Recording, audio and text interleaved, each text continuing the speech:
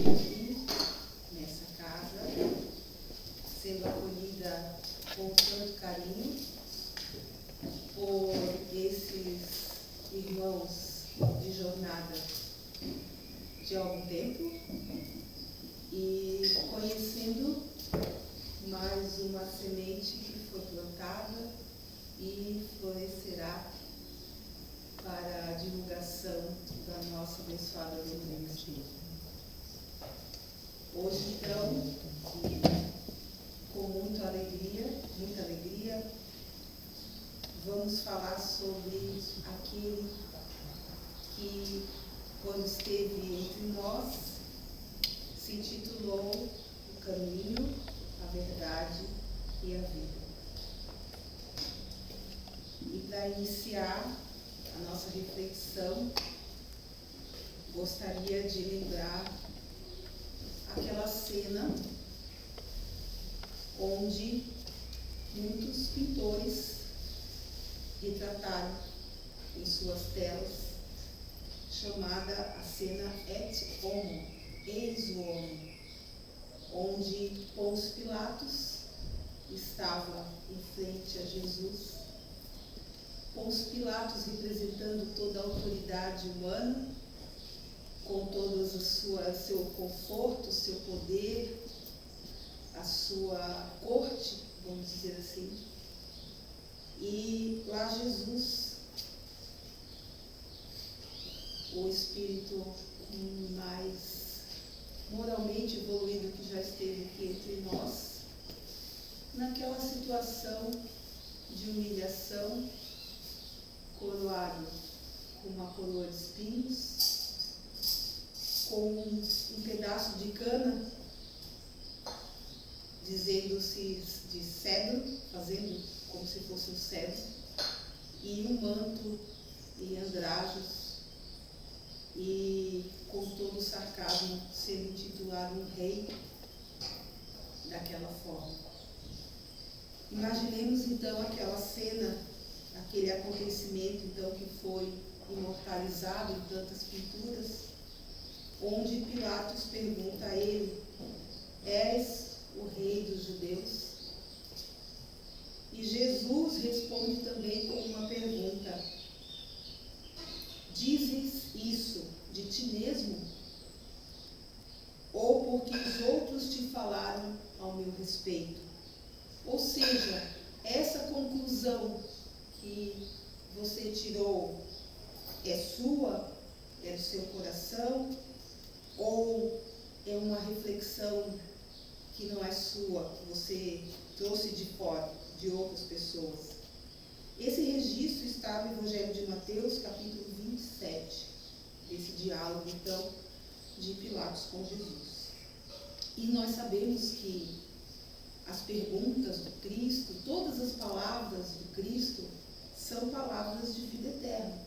E as perguntas também são perguntas de vida eterna. E sobre essa cena e essa questão, o Espírito Emmanuel, na obra Caminho, Verdade e Vida, psicografada por Chico Xavier, nos convida a refletir sobre o nosso relacionamento com Jesus. Por que nós o denominamos mestre? Por que o chamamos de Senhor? Por que o vemos como nosso modelo?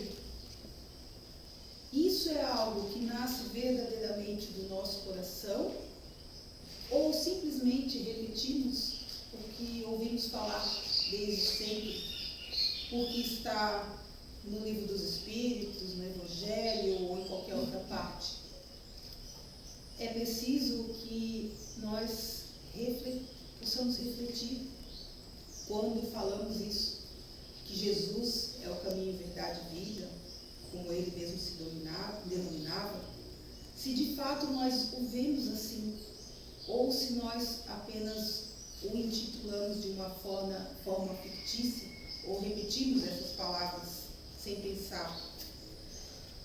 Porque de nada adiantaria defini-lo assim se nós não vemos ele com sinceridade como tal, se nós não tomamos de coração o exemplo e as lições de Jesus como um caminho a ser seguido, uma verdade a ser adotada e uma vida a ser vivida.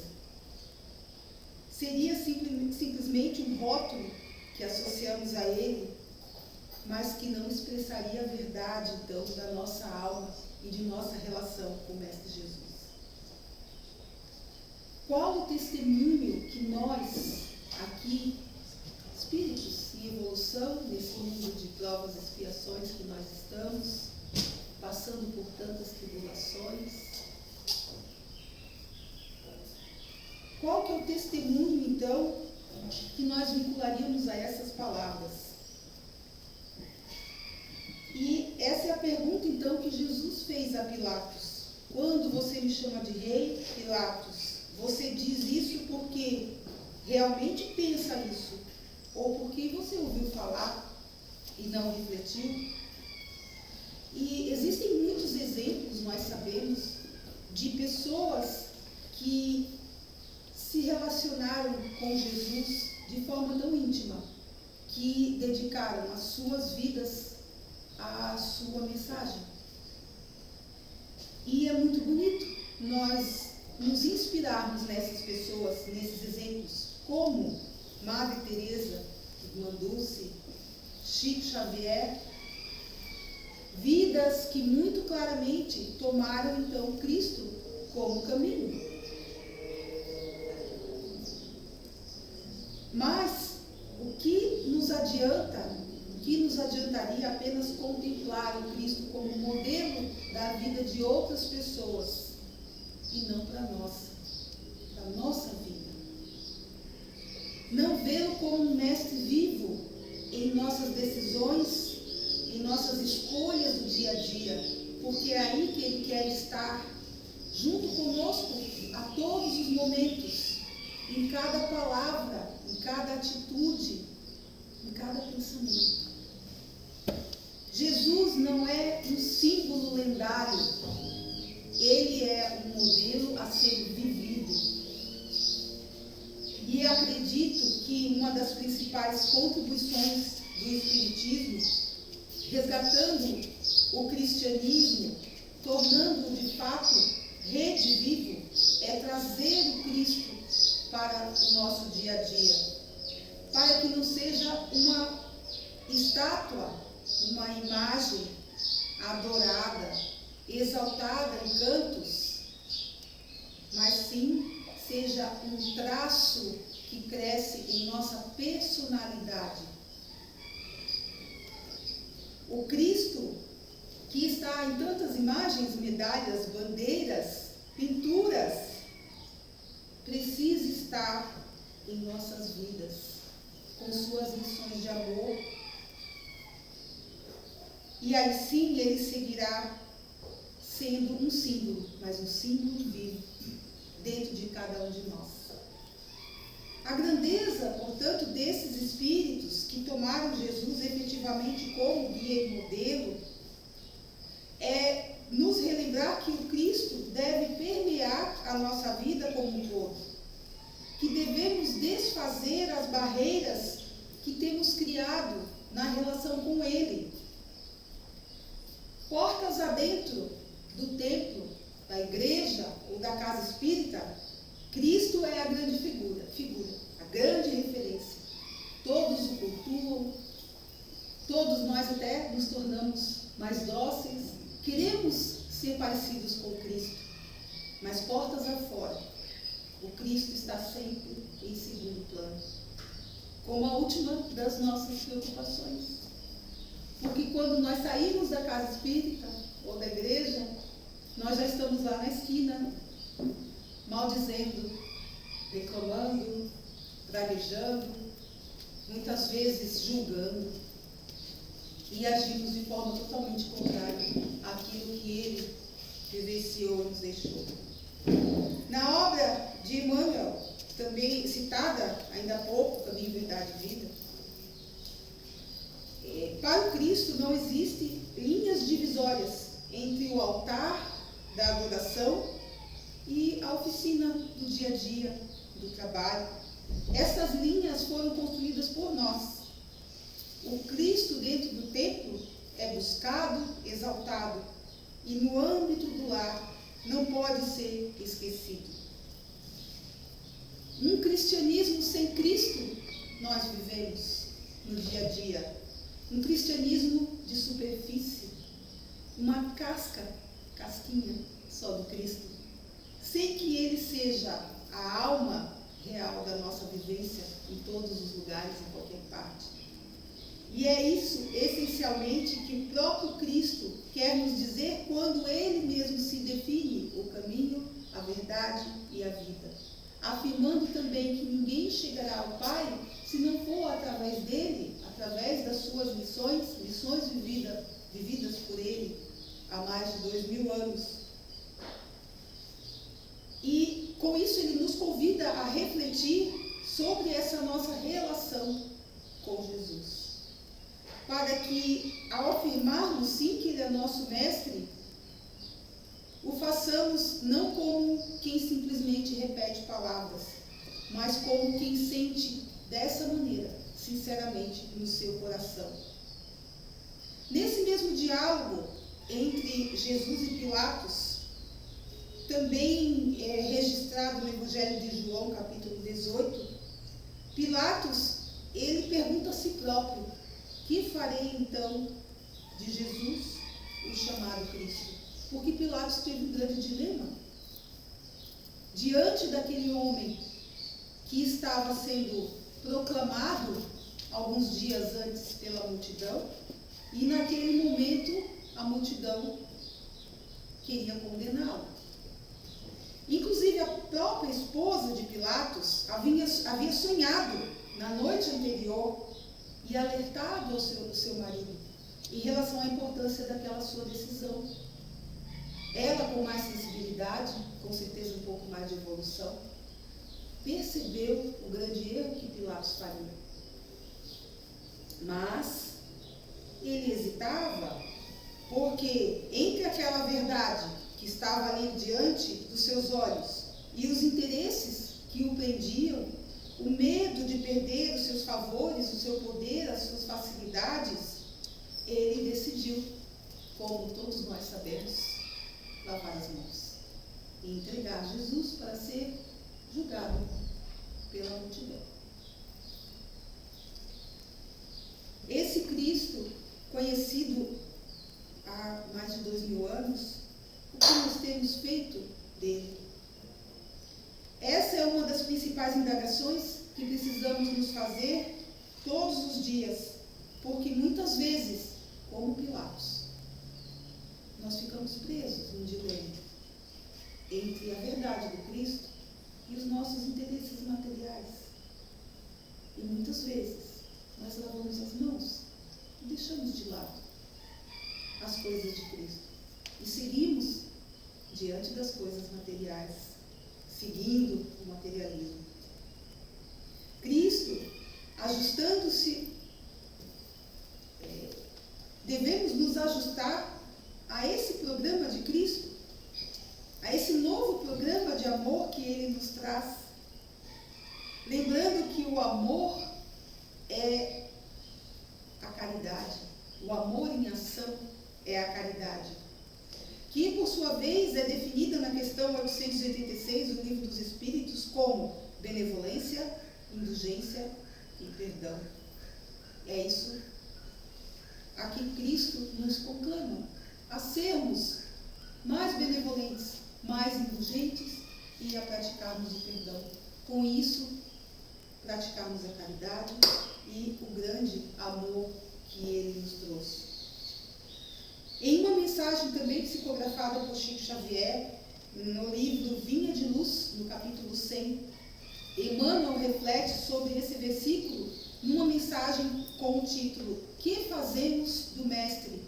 E ele diz assim: os ociosos muitas vezes verão Jesus como aquele que lhes concede os desejos de menores esforços, buscando Cristo para que tenham determinados benefícios dos quais ainda não querem se privar. Outros, vaidosos, Verão no Cristo a possibilidade de se erguer em galerias de exibicionismo, de exaltação. Ou seja, não é a criatura que vai em busca do Cristo. A criatura quer descer o Cristo ao seu plano, ao seu patamar. Então, nós podemos, nesse ponto, observar um grande divisor de águas quando pensamos na relação das pessoas com Jesus. Aqueles que estão ainda num determinado nível, em que vem Jesus como alguém que pode satisfazê-los, ou aqueles que veem no Cristo, de fato, o mestre, o modelo e o caminho a ser seguido. Muitos buscam Cristo à maneira dos fariseus daquela época, que buscavam sinais dos céus e ficavam em torno dos misticismos e das suas crenças infundadas. Outros tantos buscarão a Jesus como a mãe dos filhos de Zebedeu, Salomé, que até manifestou um interesse na mensagem do Cristo, nas palavras, nas suas lições, mas que na primeira oportunidade logo buscou as vantagens dessa relação, pedindo a Jesus para reservar um lugar para o seu filho à direita e para o outro filho à esquerda, quando ele assim fosse coroado rei. Vejam só a preocupação da mãe, queria um lugar para cada filho. Poucos, então, são aqueles que imitam Simão Pedro, Paulo de Tarso ou Maria Madalena, que se espelharam em seu tempo, seu exemplo naquela época, porque não basta fazer, então, do Cristo, em nossa vida, um benfeitor de cura. Muitas vezes nós só nos relacionamos com Jesus para pedir alguma coisa. Pedimos uma cura, uma proteção, a solução de algum problema, mas nós precisamos de mais. O que Ele quer de nós é que nós nos espelhemos no seu modo de viver.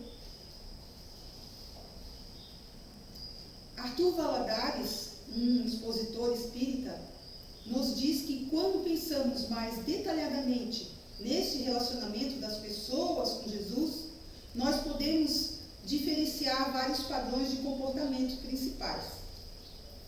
Primeiro, ele classifica como os adversários. Adversários são aqueles, obviamente, que combatem a mensagem cristã, aqueles que se apoiam em crenças materialistas, individualistas, hedonistas, que é muito comum hoje em dia, perseguindo o prazer, ideologias que cercam a liberdade de acordo com raça, com cor da pele, com crença, promovem o orgulho, a violência e a guerra. Esse, não só o Arthur Valladares, acredito que todos nós vamos classificar como adversários do Cristo. Mas tem também os indiferentes que invalidam a mensagem de Jesus, julgando a sua mensagem infundada, pouco importante e não valorizando esse precioso tesouro que é a mensagem de Jesus. O outro comportamento é o da multidão. É aquela que busca o Cristo quando lhe convém, molda a mensagem do Cristo aos seus interesses, muitas vezes ao seu modo de ser, aplicando sua mensagem quando lhe convém, até dando sentido diferente, cobrando pela mensagem, fazendo distorções visíveis e absurdas dessa mensagem. E nós temos também o discípulo, então, que é aquele que busca o Cristo além do imediato. É aquele que entende que seguir Jesus é muitas vezes dizer não aos nossos instintos, ao nosso egoísmo, ao nosso orgulho, é vivê-lo de maneira mais profunda, estudando os seus ensinamentos e entendendo, porque se nós não estudarmos, nós ficamos cada vez mais distantes. Estudar as lições de Jesus é se aproximar dele, é ter interesse nele, E a maioria das pessoas não tem tempo para Jesus, para estudar. Não estou dizendo só a doutrina espírita, qualquer doutrina cristã que leve ao comportamento indicado por Jesus de amor. E por fim, o apóstolo, que é aquele que depois de conhecê-lo e estudá-lo profundamente, transforma a sua vida, o seu modo de viver, na sua postura de cada dia. Há uma passagem muito bonita no capítulo 10 do Evangelho de João, quando Jesus traz aquele símbolo do bom pastor, que todos nós conhecemos. Ele diz: eu sou o bom pastor, e as minhas ovelhas ouvem a minha voz. São tantas as vozes que nos chamam nesse mundo de hoje. São tantos convites que nós recebemos, tantos arrastamentos deste mundo. Como, entre tantos chamados, entre tantas vozes, nós podemos ouvir a Jesus?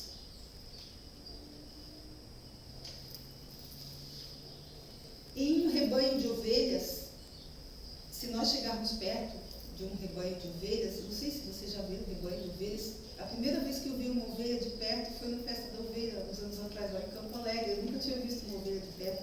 Uma pessoa que vive na cidade, né, criada num apartamento, enfim. E quando a gente chega perto de um rebanho de ovelhas, a gente pode chamar elas, que elas não vêm. Elas não vêm, elas não estão nem, elas nos ignoram. E elas só atendem ao pastor delas, as pessoas que cuidam. Elas conhecem a voz. Por que elas vêm? Porque elas conhecem a voz. Por isso, elas seguem a voz quando é chamada. Por isso que nós precisamos conhecer o nosso pastor, que é Jesus. Para quando ele nos chamar, nós podermos, como ovelhas, segui-lo. Então, por isso é a necessidade de estudarmos o Evangelho de Jesus, a sua filosofia de amor, para que nós possamos diferenciar as coisas desse mundo e entender que aquilo sim é cristão ou aquilo não é cristão. Também no Evangelho de João, capítulo 8, Jesus diz assim: se permaneceres em minhas palavras, verdadeiramente sereis meus apóstolos. O que é permanecer nas suas palavras? É tomá-lo de fato como modelo, e é só fazendo isso que nós conseguimos tomá-lo como caminho, como verdade e como vida, colocá-lo então como centro da nossa vida. Quem passa a viver realmente com Cristo, o vê em cada situação da sua vida, a nos ensinar, nas situações difíceis, a nos estender a mão, nos consolando, nos fazendo enxergar aquilo que em outro momento, sem Cristo, nós não conseguiríamos enxergar. E nos momentos de calmaria, que a vida nos é mais favorável, nos convida também à prudência, ao equilíbrio, para que nós não nos percamos daquele nosso objetivo principal de espíritos que somos, de evoluir e crescer. E essa convivência com Jesus passa a ser de fato diária. Todo dia nós estamos ali conversando com Ele, lendo a sua palavra, orando, conversando, pedindo para que Ele esteja conosco, nutrindo e alimentando essa convivência com o estudo da sua doutrina, das suas lições. O Evangelho é o mesmo, caros irmãos, para todos nós. Para mim, para vocês, nós temos o mesmo Evangelho de Jesus. Jesus é o mesmo para todos os cristãos. Mesmo caminho, verdade e vida. Cabe a cada um de nós buscá-lo para que ele cresça dentro da gente, dentro do nosso ser, e também cresçam em nós as possibilidades de entender as suas lições. Como ele mesmo disse: céus e terras passarão, mas as minhas palavras não hão de passar. Cristo sempre estará aqui. Cabe a nós buscá-lo, internalizá-lo e praticá-lo. Nas palavras de João Evangelista, no seu conhecido prólogo, encontra-se uma das mais belas definições do que é Jesus para nós. E diz assim: por detrás de todo o movimento de ascensão, iluminação e progresso neste mundo está o Verbo divino do Cristo. Por meio dos benfeitores que ele tem enviado em todos os séculos, por meio das inspirações, das revelações que ele nos tem proporcionado, todas as edificações perenes neste mundo vão se encontrar nesse Verbo divino, do princípio que tem sido nosso tutor, que nos tem amado e conduzido muito antes de sequer despertarmos para essa realidade. Mas é a partir do momento em que, enfim, como Saulo de Tarso, que na estrada de Damasco, nos vemos de frente com esse sol de nossos passos, é a partir do momento em que nos sentimos e notamos que, muito antes de podermos retribuir esse amor, ele já nos amava e já nos conduzia. É, enfim, que essa luz nos penetra o ser de maneira indescritível. E é aí, então, que inicia-se a longa, árdua, mas sublime jornada de ascensão daquele que já não busca mais o Cristo por mera conveniência, mas daquele que o busca agora efetivamente, como a luz do seu mundo, como a luz desse mundo, como a luz de todos nós. Esse é um texto do Evangelho de João. Que todos nós saibamos, então, acolher essas palavras, fazer delas o nosso esforço, a nossa meta diária, para que quando dissermos realmente que Jesus é o nosso caminho, que é a nossa verdade, que é a nossa vida, nós não façamos simplesmente como alguém que repete uma palavra bonita, que é bonita, são bonitas essas palavras, né? Mas como quem expressa algo que está dentro do seu coração, verdadeiramente, com essa relação verdadeira e profunda que temos construído com o Divino Mestre de todos nós. Essa, portanto, é a visão que o Espiritismo nos apresenta, que possamos percorrer toda essa nossa jornada entre céus e terras diversos que ainda temos que desbravar, em tantas vidas que ainda vamos viver além dessa, com a certeza que as palavras de Jesus não vão passar, e elas ficarão dentro de nós, e nós a levaremos junto com o nosso espírito, porque um dia, com certeza, elas estarão, enfim, gravadas de maneira definitiva em nosso ser. Que Jesus abençoe a todos nós, que Ele possa ser realmente o nosso caminho e que todos tenhamos muita paz. Que assim seja.